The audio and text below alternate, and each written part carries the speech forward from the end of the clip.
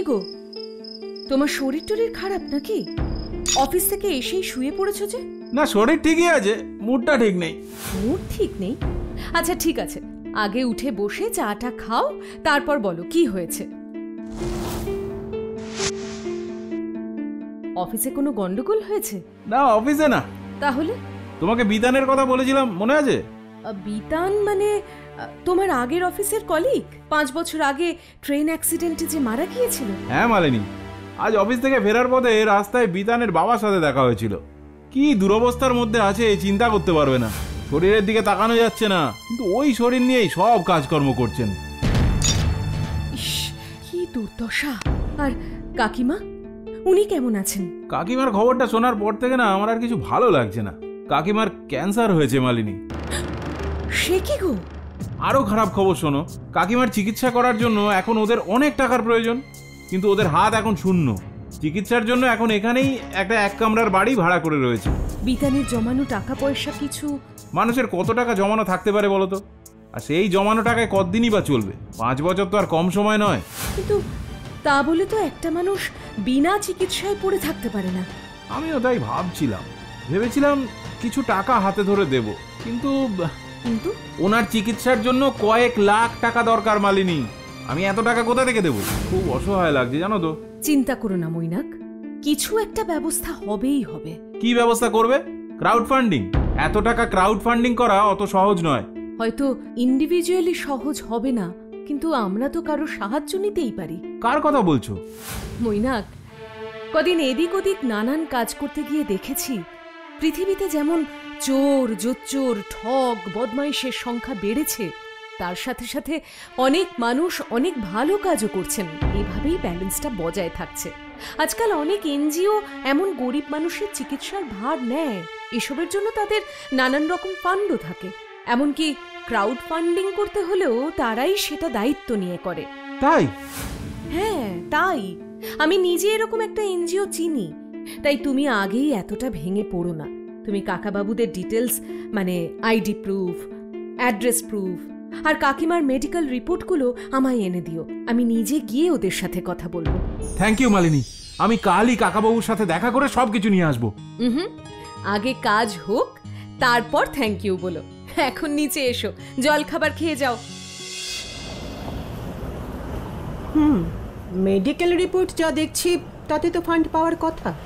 একটু দেখো বিজয়াদি, নিঃসন্তান দম্পতি, এখনো পুত্র শোক কাটিয়ে উঠতে পারেনি, তার মধ্যে এই অবস্থা। ওদের জন্য এটা করতে পারলে আমি আজীবন তোমার কাছে কৃতজ্ঞ থাকব। তোমায় এত করে বলতে হবে না মালিনী, আমাদের এনজিও তো এমন দুস্থ মানুষদের চিকিৎসার খরচ দিয়ে সারিয়ে তোলার কাজই করে। এই জন্যই তো আমাদের এনজিওর নাম আরোগ্য। আর তাছাড়া তুমি ফ্রড পার্টি আইডেন্টিফাই করে আমাদের যা হেল্প করেছো তা বলে বোঝাবার নয়। আমাদের এনজিও প্রত্যেকটা টাকার ইমোশনাল ভ্যালু অনেক বেশি। একটা টাকা বেহাতে যাওয়া মানে একটা জেনুইন অসহায় মানুষের মৃত্যুর দিকে এক ধাপ এগিয়ে যাওয়া। আমি জানি, তাই তুমি চিন্তা করো না। তোমার কেস যখন, আমি নিজে দায়িত্ব নিয়ে করে দেব, যাতে 1 সপ্তাহের মধ্যেই তোমরা চিকিৎসা শুরু করে দিতে পারো। তবে তার আগে আমায় এদের ব্যাকগ্রাউন্ডটা একবার করতে হবে। আসলে এটা ম্যান্ডেটরি, বোঝোই তো, অডিটে এগুলো খুব স্ট্রিক্টলি দেখে। না না অবশ্যই, আমি নিজেও যে কোনো কাজ নিয়ম মেনে করাতেই বিশ্বাসী। তুমি যা যা ইনভেস্টিগেট করার করে নাও, সব ঠিক থাকলে গ্রিন সিগন্যাল দিও। ঠিক আছে, আমাকে 2 দিন সময় দাও, আমি তোমাকে জানিয়ে দিচ্ছি। থ্যাংক ইউ বিজয়াদি। নিন কাকাবাবু, এটা রাখুন। এটা দিয়ে আপাতত যে যে ওষুধগুলো লাগবে আর যে যে টেস্টগুলো করানো যায় সেগুলো করিয়ে নিন। আর নিজেও একটু ঠিক করে খাওয়া দাওয়া করবেন। না না বাবা, তুমি নিজে এসে শর্মার সঙ্গে দেখা করে গেলে এই অনেক। টাকা পয়সা দিতে হবে না। আর সত্যি বলতে তোমার কাছে তো কিছুই লুকোনো নেই। এখন সামনে অনেক টাকার দরকার। তুমি কেন, বিতান নিজে থাকলেও বোধহয় এত টাকার ব্যবস্থা করতে পারতো না। এখনই এত দূর ভাবার দরকার নেই কাকাবাবু। আমার স্ত্রী মালিনী একটা এনজিওর সঙ্গে জড়িত আছে, ও চেষ্টা করছে, হয়তো কিছু একটা ব্যবস্থা হয়ে যাবে। সত্যি বলছো বাবা? আমি আমি তোমার কাকিমার চিকিৎসা করিয়ে সুস্থ করে তুলতে পারবো? আমি আমি তো বিশ্বাসই করতে পারছি না। নিশ্চয়ই পারবেন, কিন্তু এনজিও থেকে যতদিন টাকা না আসছে ততদিন কাজ চালানোর জন্য এই টাকাটা হাতে রাখুন। ঠিক আছে বাবা, ঠিক আছে, তুমি যা বলছো তাই হবে, তাই হবে। কি হয়েছে বিজয়াদি? হঠাৎ এমন তাড়াহুড়ো করে এখানে ডাকলে? আসলে আমি যে কথাটা বলতে চাইছি সেটা ফোনে বলতে ইচ্ছে করলো না। কি কথা? সিরিয়াস কিছু? আসল কথাটা বলতে আমার এত খারাপ লাগছে, কিন্তু বোঝোই তো এটা একটা নন প্রফিট অর্গানাইজেশন। দেশ বিদেশ থেকে বহু লোক ফান্ড পাঠায়, আমাদের তাদের পুরো রিপোর্ট দিতে হয়। তাই সেসব তো আমি জানি বিজয়াদি। কাকিমার কেসটাতে কিছু সমস্যা হয়েছে, আরো কিছু ডকুমেন্ট বা ডক্টরের রেকমেন্ডেশন লেটার কিছু লাগবে। তুমি ফ্রিলি বলো। শর্মা রায়ের কেসটা ডিক্লাইন হয়ে গেছে মালিনী। ওর চিকিৎসার টাকা আমাদের এনজিও দিতে পারবে না। দিতে পারবে না? কিন্তু কেন? উনি কিন্তু সত্যি খুব অসুস্থ। না না, সেসব নিয়ে কোনো সমস্যা নেই, আমরা সেটা খতিয়ে দেখেছি। মেডিকেল ব্যাকগ্রাউন্ডটা জেনুইন, কিন্তু আটকেছে ওদের ফিনান্সিয়াল ব্যাকগ্রাউন্ডে। মানে? দেখো মালিনী, আমরা অসুস্থ মানুষদের চিকিৎসার জন্য টাকা দিই ঠিকই, কিন্তু তার একটা কন্ডিশন আছে। তাদের financial status below poverty level বা তার কাছাকাছি হতে হবে। হ্যাঁ, সেটা তো আমি জানি। আর কাকাবাবুদের তো সে অর্থে কোনো সোর্স অফ ইনকামই নেই। ঠিক, সোর্স অফ ইনকাম নেই ঠিকই, কিন্তু চাইলেই সোর্স অফ ইনকাম ওরা তৈরি করতে পারেন। মানে? তুমি হয়তো জানো না, নিশিতপুরে জগদীশবাবুদের একটা বিশাল বড় বাড়ি আছে, যার কারেন্ট ভ্যালুয়েশন অন্তত পক্ষে 2 কোটি টাকা হবে, যেটাকে সোর্স অফ ইনকাম হিসেবে কাউন্ট করা হবে। কি বলছো বিজয়াদি? তুমি শিওর? না মানে শরিকি বাড়ি নয় তো? না না না, মোটেই শরিকি নয়। আমি খোঁজ নিয়ে দেখেছি, ওটা পুরোটাই জগদীশবাবুর নামে আছে। উনি ওটা বিক্রি করলে শর্মা দেবীর চিকিৎসা করিয়ে এখানে একটা ছোট ফ্ল্যাট কিনে বাকি টাকায় সারা জীবন বসে কাটাতে পারবেন। কিন্তু মৈনাকজি বলল ওদের এখন ওষুধ কেনারও টাকা নেই। এই গতকালই মৈনাক ওষুধ কেনার টাকা দিয়ে এসেছে। তাহলে কি? না মালিনী, আগেই কোনো কনক্লুশনে এসো না। এই ফিল্ডে তো আমি অনেক দিন ধরে কাজ করছি, আমি নিজের অভিজ্ঞতা থেকে বলছি। অনেক বয়স্ক মানুষরা পৈতৃক বাড়ি আর উত্তরাধিকার সূত্রে পাওয়া গয়নাগাটিকে বিক্রি করার কথা ভাবতেই পারেন না, তাই সেটাকে তারা সোর্স অফ ইনকাম হিসেবে কনসিডারই করেন না। জিনিসগুলো ইমোশনাল ভ্যালুটাই তাদের কাছে আসল। সেটা আমি মানছি, কিন্তু যদি কোনো প্রয়োজন পড়ে তাহলে তো বিক্রি করতেই হবে, বা ব্যাংকে বন্ধক রেখে লোন নিতে হবে। এমনিতেও তারা তো এখানে থাকছেনও না। এইসব প্র্যাকটিক্যাল কথাগুলো আমরা বুঝি, কিন্তু ওদের বোঝানো একটু মুশকিল। তাই তুমি পারলে ওদের সাথে একটু শান্ত মাথায় কথা বলে দেখো। ঠিক আছে, আমি তাহলে আজ বিকেল বেলায় মৈনাকের সাথে গিয়ে কাকাবাবুর সাথে কথা বলবো। তুমি শুধু শুধু নিজেকে দোষ দিও না বৌমা। কি আর করা যাবে, আমার কপালে নেই। সারা জীবনই তো তোমার কাকিমার আর আমার পোড়া কপাল, নইলে এত বড় ছেলেটাকে এভাবে হারাতে হয়। কাকাবাবু, আগেই এতটা ভেঙে পড়বেন না। একটা পথ বন্ধ হয়েছে তো কি হয়েছে, আর একটা পথ আমরা নিশ্চয়ই খুঁজে পাবো। আর কি পথ পাবো বলো তো মা? আচ্ছা কাকাবাবু, কিছু যদি মনে না করেন একটা কথা জিজ্ঞেস করব? হ্যাঁ বলো না বৌমা, কি জানতে চাও বলো। আচ্ছা, নিশিতপুরে কি আপনার একটা বাড়ি আছে? হ্যাঁ আছে তো, তুমি কি করে জানলে? আমি যে এনজিওর সাথে কথা বলছিলাম, ওরাই খোঁজ খবর নিয়ে জানিয়েছে। আর সত্যি বলতে এই খবরটার জন্য টাকাটা ওরা আটকে দিয়েছে।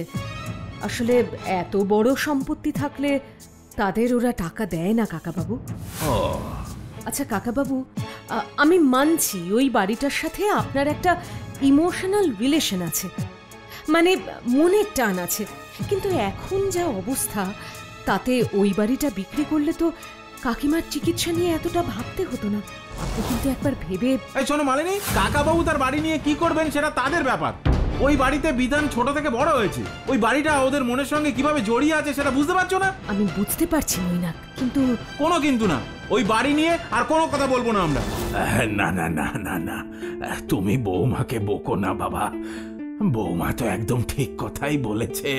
বাড়িঘর, জায়গা জমি ছেড়ে চলে যাওয়া মানুষের স্মৃতি, উপহার, এ সব কিছুর থেকেই তো একটা মানুষের প্রাণের দাম অনেক বেশি। আর রইল কথা বিতানের, আজ যদি আমরা সব ছেড়ে ছুড়ে জঙ্গলেও চলে যাই, সেখানেও সব সময় ও আমাদের সাথে সাথেই থাকবে। এর জন্য কোনো বাড়ি, ছবির অ্যালবাম, কোনো কিছুর দরকার পড়বে না। তাই আমি আর তোমার কাকিমা দুজনেই ওই বাড়ি বিক্রি করতে চেয়েছিলাম, নিউজ পেপারে অ্যাডও দিয়েছিলাম। তাহলে বিক্রি হয়নি কেন? আসলে ওই বাড়িটায় একটা সমস্যা আছে বৌমা। ওই বাড়িটা ওখানে ভুতুরে বাড়ি নামে পরিচিত। ভুতুরে বাড়ি? আপনি সেটা বিশ্বাস করেন? না, বিশ্বাস করি সেটা যেমন বলবো না, তেমনি পুরোপুরি অবিশ্বাসও করতে পারি না। ব্যাপারটা বিতান চলে যাওয়ার কয়েক মাস পর থেকেই শুরু হয়েছে। রাতে নানান রকম আওয়াজ, বাড়ির ভিতরে কখনো ঢিল পড়ছে, কখনো মাছের কাঁটা, পশু পাখির হাড়, আবার কখনো বা আধলা ইট পড়ছে। রাতে ঘুমের 12টা বেজে গেল। আর তখন তো মাঝে মাঝেই তোমার কাকিমার শরীর খারাপ হতো। তাই সব দিক ভেবে চিনতে আর খানিকটা বাধ্য হয়েই এখানে চলে এলাম। ভাবলাম বাড়িটা ভাড়া দিয়ে দিই। তারপর দুজন ভাড়াটে পরপর এলো, জানো তো বৌমা। কিন্তু আমরা যে সমস্যায় পড়েছিলাম, ওরাও সেই সমস্যায় পড়লো, আর বাধ্য হয়েই বাড়ি ছেড়ে চলে গেল। আর তারপর থেকে ওই বাড়িটা ওভাবেই পড়ে আছে? পড়েই ছিল, কিন্তু তোমার কাকিমার রোগের কথা শুনে ভাবলাম এবার আর ভাড়া নয়, বাড়িটা বিক্রি করে দিয়ে তোমার কাকিমার চিকিৎসা করিয়ে পাকাপাকি ভাবে এখানেই থাকবো। সত্যি বলতে ওই বাড়িটাতে বিতানের স্মৃতি তোমার কাকিমাকে শান্তির থেকে কষ্টই দিত বেশি। তাই বিশেষ করে ওর আগ্রহেই নিউজ পেপারে বাড়ি বিক্রির অ্যাড দিলাম। এলো প্রচুর কাস্টমার। পছন্দ হলো না? পছন্দ হলো না মানে খুব পছন্দ হলো, অনেকের পছন্দ হলো।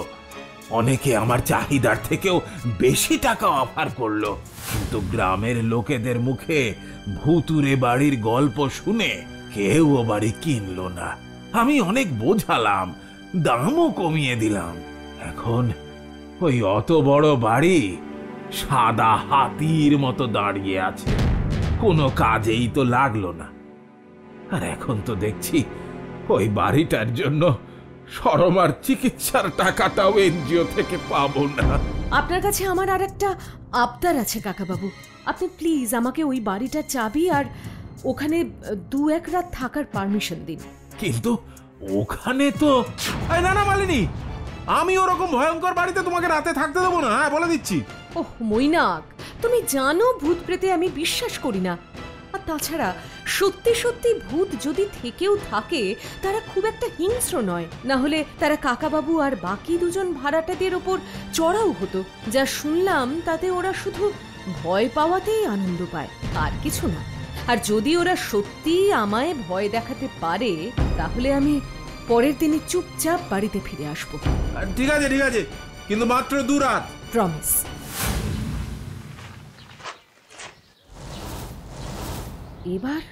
এবার কোন দিকে যাব? ওই ছেলেগুলোকে জিজ্ঞেস করে দেখি। আচ্ছা, জগদীশ রায়ের বাড়িটা কোন দিকে বলতে পারবেন? জগদীশ রায় কে বলতো? আরে বিতান দাদের বাড়ির কথা বলছে। হ্যাঁ হ্যাঁ, ওটাই। চেনেন আপনারা? ওটা তো ভূতের বাড়ি, কে না চেনে। ভূতের বাড়ি? আপনারা কি নিজের চোখে ভূত দেখেছেন? ভূত না থাকলে ওই বাড়ি কবে বিক্রি হয়ে যেত। অথবা আপনাদের এই কথাগুলো শুনেই অনেকে বাড়িটা কিনতে চাইছে না ভাবছি, কিন্তু আমি নিজে দেখে শুনেই ডিসিশনটা নেব। একদম ঠিক ডিসিশন নিয়েছেন। চলুন বৌদি, আমি আপনাকে বিতান দাদের বাড়িটা দেখিয়ে দিচ্ছি। টিটোদা চলো, আমিও যাচ্ছি।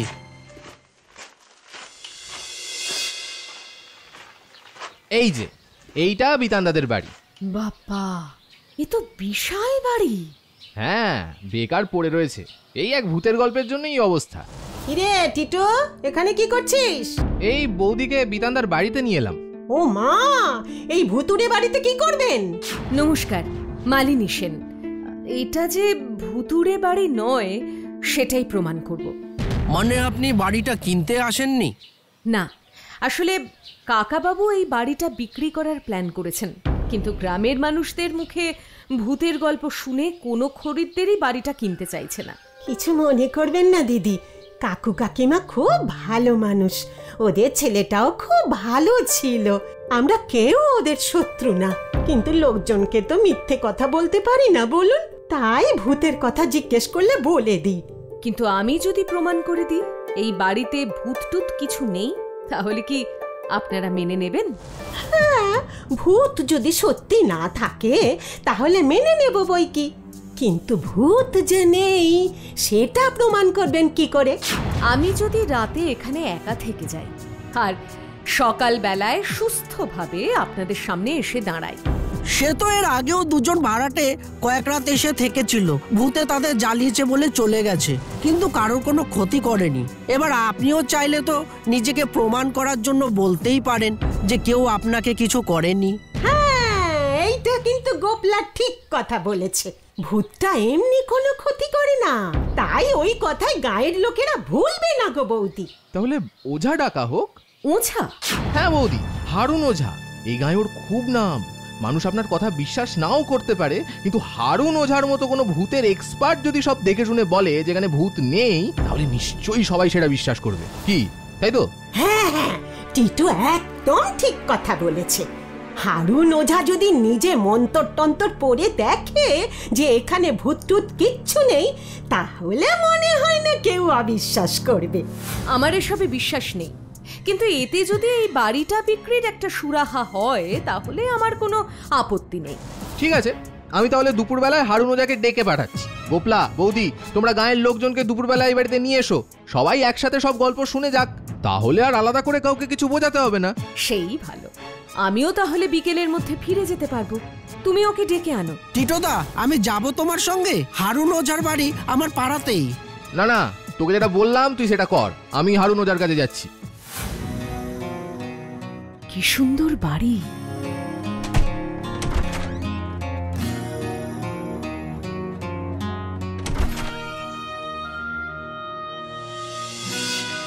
এত পরিষ্কার দেখে মনেই হচ্ছে না যে 5 বছর এখানে কোনো মানুষজন থাকে না। বৌদি, ও ও তোমরা এসে গেছো? আমি ভাবলাম আরেকটু পরে আসবে। হ্যাঁ, আরেকটু পরেই আসতাম, কিন্তু হারুন ওঝা বললো ওকে নাকি আগে কি সব করতে হবে। কই গো, বলো না। হ্যাঁ মা জননী, এটা তেনাদের ডেরা, ততদিন নির্ঝঞ্ঝাটে এখানে বসবাস করেছেন, তা আজ হঠাৎ এরকম না বলে কই এত লোক একসাথে চলে এলে অসন্তুষ্ট হবেন না? মানে? বুঝলেন না জননী, আপনি তো ঘরের লোক, কি তা আপনার ঘরে যদি এক গাদা লোক না বলে কয়ে চলে এসে পাত পেড়ে খেতে বসে, আপনি সমস্যায় পড়বেন না? বিরক্ত হবেন না? তাই যেই আসুক একটু জানান দিয়ে আসতে হয়, তাহলে কাউকেই তেনাদের কোপের মুখে পড়তে হয় না। বুঝলাম। তা এখন কিভাবে তেনাদের জানান দেবেন? সেই ভাবটা না হয় আমার, আপনারা একটু বাইরে গিয়ে দাঁড়ান, আমি তেনাদের জানান দিচ্ছি। ঠিক আছে, তা তোমার কতক্ষণ লাগবে? ওই মিনিট 15, তার বেশি লাগবে না। তোমরা দরজা ভেজিয়ে বাইরে গিয়ে দাঁড়াও, আমি আসছি। বাকিরা তো কেউ এখনো এলো না। আপনি চিন্তা করবেন না বৌদি, হারুর ওঝাই বা ভিতরে এতক্ষণ কি করছে? হারুন ওঝা খুব ভালো ওঝা। উনি সবার সামনে গ্রিন সিগন্যাল দিয়ে দিলে গ্রামবাসীরা সব মেনে নেবে, তখন এই বাড়ি আর বিক্রি করতে আপনাদের কোনো চাপই হবে না। তাই যেন হয়। ওই তো সবাই এসে গেছে। কি গো টিটোদা, তোমরা এরকম বাইরে দাঁড়িয়ে কেন? ওই হারুন ওঝা ভেতরে কি সব করছে, আমাদের বাইরে দাঁড়াতে বললো। আপনারা চলে আসুন গো, চলে আসুন, কেউ কোনো ক্ষতি করতে পারবে না। ভরা দিন মরা রাত খালি হবে কারপাত, থাকলে দুধে ধরা, ফেলে রেখে বাতি মরা।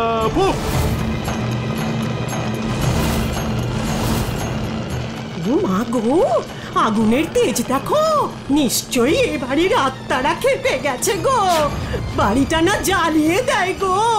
কি দরকার ছিল বাবু এসব নাড়া ঘাঁটা দেওয়ার?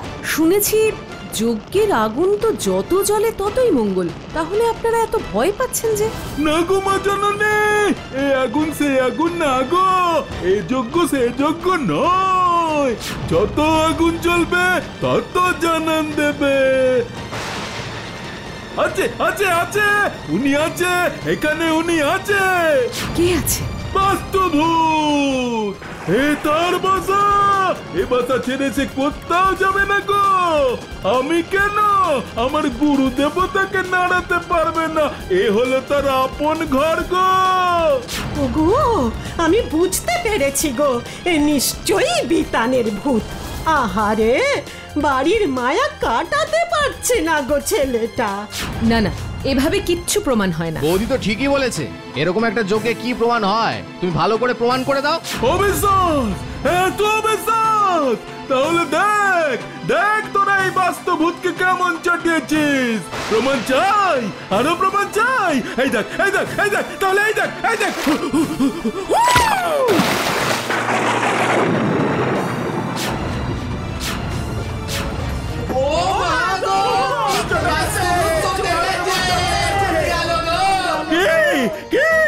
বিশ্বাস হলো? কিরে কিরে, বিশ্বাস হলো? দেখ দেখ, দেখে মেঘে বাস্তবভূত না জানি কার সর্বনাশ করে এসেছে। রক্তে মাখামাখি কাণ্ড গো। আমি তো বলেছিলাম এখানে ভূত আছে, আমার কথা তোমরা শুনলে না। এবার কি হবে? শহরের মানুষ তো শহরে ফিরে যাবে, আর ভুগতে তো হবে আমাদের। ওরে বাবা, ভেবেই তো আমার গলা শুকিয়ে যাচ্ছে। এবার রাত বিরেতে বেরোবো কি করে? এই সব সব ওই মহিলা, সব ওই মহিলার জন্য হলো। হ্যাঁ ঠিক বলেছো, বাস্তবকে চটিয়ে দিয়েছে, সব ওর দোষ। এই এই এই, তোমরা থামো থামো, এতে ওর কি দোষ? না টিটু, ওরা ঠিকই বলেছে। এখন আমার সত্যিই খুব ভয় করছে। এখানে বোধহয় সত্যিই ভূত আছে। আপনারা শুনুন, আমি জানি আমার জন্য এ বাড়ির বাস্তু ভূত রেগে গেছে, কিন্তু আগে কখনো কারুর ক্ষতি করেনি, এখনো করবে না। তাই আপনারা ভয় পাবেন না। আর যদি খুব রাগ হয়ে থাকে তাহলে সে নিশ্চয়ই আমাকেই শাস্তি দেবে। তাই আপনারা নিশ্চিন্তে থাকুন। আমি আজ বিকেলের মধ্যেই এ বাড়ি ছেড়ে চলে যাব। আর বাড়ি বিক্রি? এ বাড়ি বিক্রি হবে না টিটু। এদিকের কাজ আপাতত শেষ। এবার স্বচ্ছতোয়াকে প্ল্যান অফ অ্যাকশনটা জানাতে হবে। কিরে, কি খবর? শোন না, তুই কি আজ রাতে ফ্রি আছিস? কিসের জন্য ডাকছিস তার উপরে ডিপেন্ড করবে ফ্রি আছি কিনা। হাতে কোনো ভালো খবর নেই, সারা শহর চষে বেড়াচ্ছি খবরের জন্য। তাহলে তো আমার জন্য নয়, তোকে নিজের জন্যই আসতে হবে। এখানে হয়তো একটা ব্রেকিং নিউজ পেলেও পেতে পারিস। এখানে মানে কোনখানে? আর কি ব্রেকিং নিউজ? দেখ, কি ব্রেকিং নিউজ সেটা আমি নিজেও খুব পরিষ্কার জানি না। ইনভেস্টিগেট করতে হবে, আর তার জন্য তোকে চাই। তুই চট করে নিশিতপুরে চলে আয়, আমি অ্যাড্রেসটা টেক্সট করে দিচ্ছি। ক্যামেরা নিয়ে একাই আসিস। Okay fine. আর হ্যাঁ, আরেকটা কথা, তোর তো ফরেন্সিকে ভালো জানাশোনা আছে। একটা স্যাম্পল আজ রাতে তোর হাত দিয়ে পাঠালে কালকের মধ্যে তার রিপোর্ট দিতে পারবে? টেকনিক্যালি পসিবল হলে নিশ্চয়ই পারবে। বেশ, এখন রাখছি। তুই স্টেশনে পৌঁছে ফোন করিস, কেমন? তুই শিওর বাড়ির ভেতরে কিছু হচ্ছে? আমি শিওর। সময়ের জন্য ভালোভাবে দেখতে পারিনি, তবে বেশ বড় একটা মেশিন আমি দেখেছি।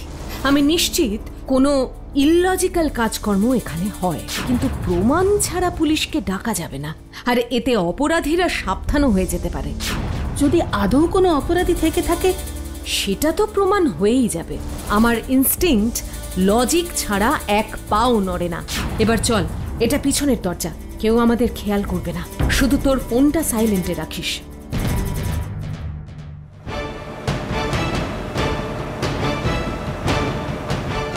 ও মাই গড, কি হলো? ওটা টাকা ছাপার মেশিন মালিনী। এখানে জাল নোটের কারবার চলছে। It's a big news.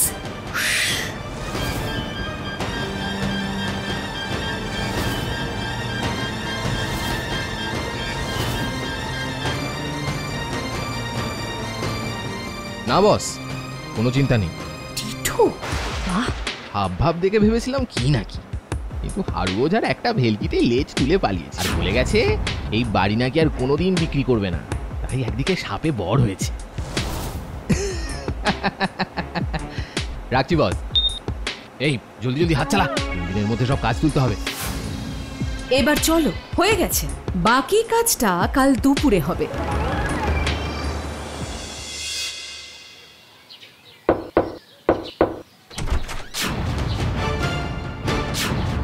আপনি কাল বাড়িতে ফেরেননি, এখানেই ছিলেন?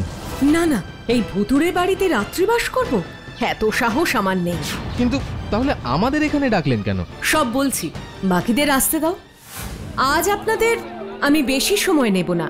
কাল আপনারা বাস্তুভূতের রাগ দেখেছিলেন, আজ আমি তার মনের কথা জানতে এসেছি। আপনি কি বলছেন? কোন সাধারণ মানুষকে ভূতের মনের কথা বলতে পারে নাকি? সে তো আমার মতো ওঝারাই পারে। জানি তো, তাই তো আপনাদের ডেকে আনলাম। আপনি নির্দেশটা বলে দিন, যেভাবে কাল রক্তের চিহ্ন দেখিয়েছিলেন। হ্যাঁ হ্যাঁ, হারুন ওঝা না বললে আমরা কিচ্ছুটি মানবো না। কই গো হারুন ওঝা, বলো না কি বলেছে বাস্তুভূতে? আমি তো আহা, আপনি আপনার মন্ত্রপুত জল ছুঁড়েই দেখুন না, যদি কোনো চিহ্ন পাঠিয়ে থাকে। আহা, আবার এসব ঝামেলার কি দরকার? কামান টিটোদা, বৌদি তো ঠিক কথাই বলেছে। এত দূর থেকে তো উনি শুধু শুধু আসেননি। ছোড়ো তোমার ওই মন্ত্রের জল, ছোড়ো দেখি। হ্যাঁ ছাড়ুন, আমিও দেখি। ছুটছে, কিন্তু কিছু যদি না দেখা যায় বুঝবে বাস্তুভূতের রাগ বাড়ছে। বেশ, তাই না হয় হবে। এবার ছুড়ুন।